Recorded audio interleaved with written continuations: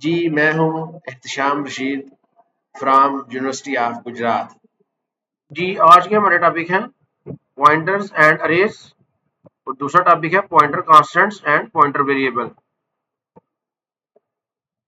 अच्छा जी, अरे का आपको आइडिया है? फॉर एग्जांपल मैं एक इंट अरे बनाता हूँ, A double R is equal to, इसको मैं साथ ही इनिशियलाइज कर देता हूँ 25 32 64 59। ये कुछ रैंडम वैल्यूज मैंने लिए हैं।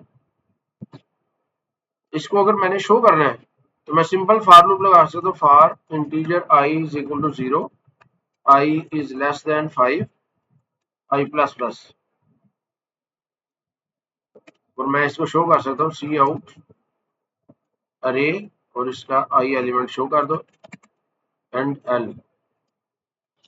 इसको अगर मैं एग्जीक्यूट करता हूँ, अच्छा इधर मैंने अरे की सिंबल नहीं लगाई, अरे की सिंबल साथ आपने लगानी है अरे बनाने के लिए। ये देखिए, ये वैल्यूज जो सी ना वो शो की है। अब यही काम हम पॉइंटर के जरिए भी कर सकते हैं। याद रखिएगा, ये जो अरे है, अरे का नाम जो सा ना ये एज ए पॉइंटर यूज होता है। जो अरे का नाम है ए डबल आर, ये पॉइंटर है बेसिकली। आप इसके किसी भी एलिमेंट को गेट कर सकते हैं उसके इंडेक्स के जरिए। आई मतलब 0 1 2 3 4 5। अगर मैं इसको कमेंट कर देता हूँ,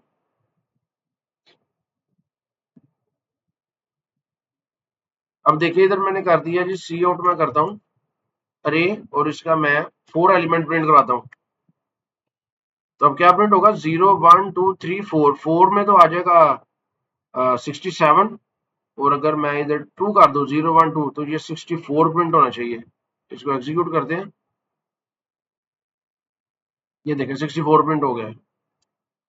अगर मैं सिर्फ प्रिंट करूं ए डबल आर को, अब क्या होगा? ये देखें, ये इसका मेमोरी एड्रेस प्रिंट हो गया है।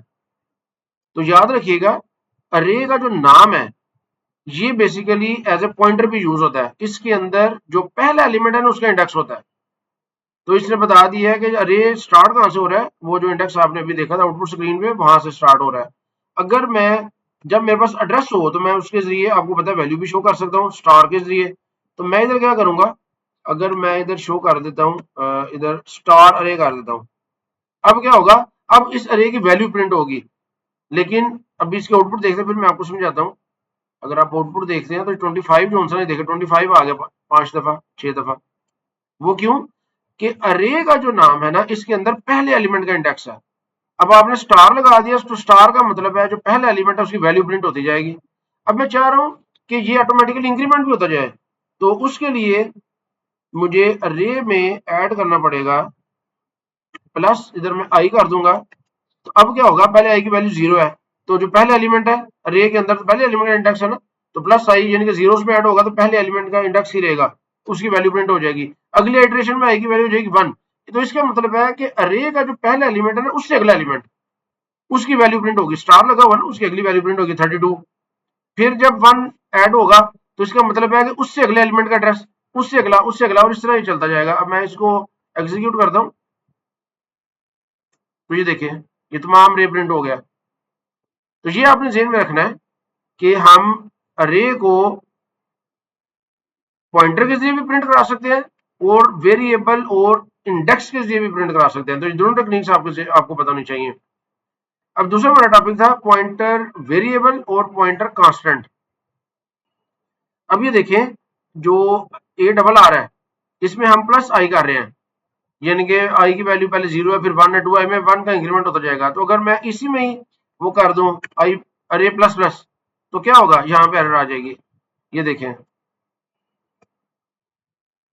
L value required as increment operand. तो ये इस एरर का मतलब ये है कि ये जो आपने वैल्यू लेफ्ट साइड पे लिखी है ये कांस्टेंट है, ये पॉइंटर कांस्टेंट है, इसकी वैल्यू चेंज नहीं हो सकती क्योंकि इसके अंदर अरे के फर्स्ट एलिमेंट का एड्रेस सेव है। अगर इसकी वैल्यू चेंज हो जाएगी ए डबल आर की, तो फिर तो इसका एड्रेस हमसे गुम हो जाएगा। तो हम इस तरह कर सकते हैं कि हम एक और पॉइंटर बना ले, integer star PTR A double are, एक पीटीआर अरे बना लिया और इसको मैं असाइन कर देता हूँ ए डबल आर। अब अरे का जो एड्रेस है, बल्कि इसके अंदर तो ऑलरेडी एड्रेस होगा, वो इसको मैंने असाइन कर दिया। अब आप इधर ये लिख सकते हैं पीटीआर अरे ए डबल आर और प्लस प्लस इसको कर दे। ये पॉइंटर वेरिएबल है, इसमें इंक्रीमेंट हो सकता है। ये शुरू में पॉइंट करेगा उसी पहले एड्रेस को जिसको ए डबल आर पॉइंट कर रहा है, बाद में इसमें फिर इंक्रीमेंट होता जाएगा। इसको मैं एग्जीक्यूट करता हूँ तो ये देखें ये वैल्यूज प्रिंट हो गई है। तो पहली सूरत में जो हमने ए डबल आर जब यूज किया था वो पॉइंटर कांस्टेंट था, ये हमारे पास पॉइंटर वेरिएबल है। तो आपको पता होना चाहिए कि what is difference between pointer constant and pointer variable. तो उम्मीद है आपको इसकी समझ आ गई होगी। पॉइंटर के बारे में नेक्स्ट लेक्चर में हम मजीद पढ़ेंगे। शुक्रिया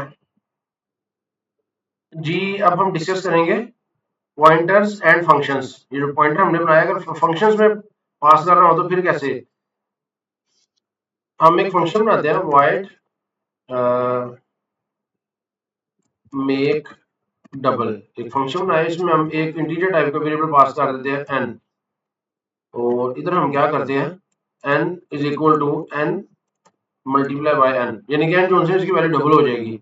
अब हम क्या करते हैं इधर मेन में एक इंटीजर वेरिएबल बनाते हैं integer num is equal to 5।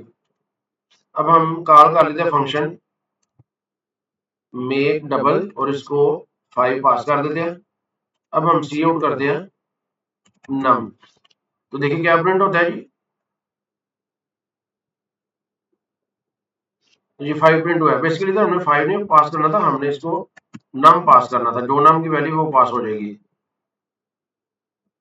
तो ये 5 है, हालांकि ये num की वैल्यू इधर पास हुई है, num की वैल्यू डबल हुई है, लेकिन ये याद रखिएगा ये जो है ना ये पास बाय वैल्यू हो रहा है।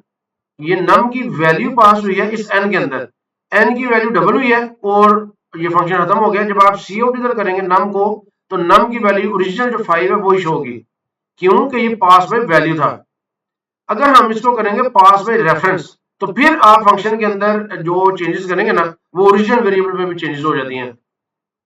तो ये दो तरीके हैं, पास बाय वैल्यू और पास बाय रेफरेंस। तो पास बाय रेफरेंस के लिए भी हमारे पास दो तरीके हैं।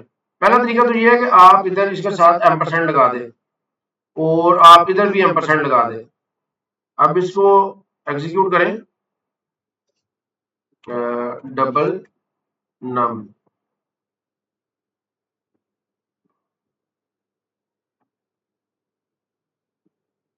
अब देखिए जी 25 प्रिंट हो गया। तो बेसिकली आपने जब इधर एम्परसेंड लगाया तो फिर क्या हुआ, ये जो वेरिएबल इधर पास हुआ है अब एम्परसेंड की वजह से अब ये उसका एड्रेस लेगा, एड्रेस इसको मिल गया। और जब आप n is equal to n multiply by n करेंगे तो जो एड्रेस था ना ये पास बाय रेफरेंस हुआ है, तो n की वैल्यू में जब आप चेंजेस करेंगे तो ओरिजिनल में भी चेंजेस हो जाएंगी। एक तरीका तो ये है कि आप इधर पैरामीटर के साथ एम्परसेंड लगा दें तो ये पास बाय रेफरेंस हो जाएगा। इधर हमने नहीं लगाना, सिर्फ इधर लगाना है और ना ही इधर कोई चेंजेस करनी है, सिर्फ इधर एम्परसेंड लगाने से ये पास बाय रेफरेंस हो जाता है। अब एक तरीका तो ये है, दूसरा तरीका ये है कि हम इसका एड्रेस पास करें। वो कैसे होगा, वो एम्परसेंड से इसका एड्रेस पास होगा। जब इसका एड्रेस पास होना है तो इधर हमारे पास एक पॉइंटर होना चाहिए, क्योंकि एड्रेस सिर्फ पॉइंटर के अंदर सेव हो सकता है, वो किसी और के अंदर सेव नहीं हो सकता। तो जब हम एड्रेस पास करेंगे तो इधर हमारे पास पॉइंटर होना चाहिए, तो हम स्टार लगाएंगे तो ये पॉइंटर बन गया।